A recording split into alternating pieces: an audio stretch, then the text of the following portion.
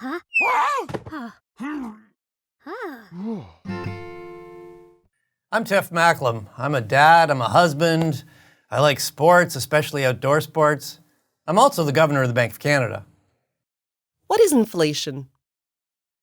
Imagine you're saving up to buy something. Maybe you want to buy a new cell phone. They're expensive. It's going to take a while to save up enough money to buy one.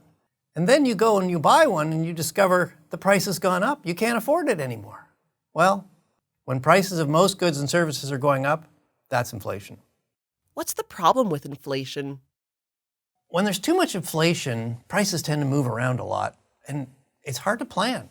It's hard to know how much you need to save to buy things. When inflation's too high, it messes up how the economy works, and that's bad for everyone. How do you stay on top of that? At the Bank of Canada, we spend a lot of time analyzing the forces that work on the economy, and that helps us anticipate where inflation's going so we can get ahead of it and try and keep inflation close to the 2% target.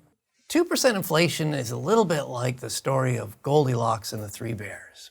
2% is not too hot, it's not too cold. When inflation's too hot or too high, prices are going up, they're unpredictable, and it's hard to plan. When inflation's too low or too cold, the economy's usually struggling. There's not enough spending, there's not enough jobs in the economy. What we've found is that by keeping inflation around 2%, the economy is well balanced, and it's creating growth and jobs for Canadians. Have we ever had really high inflation?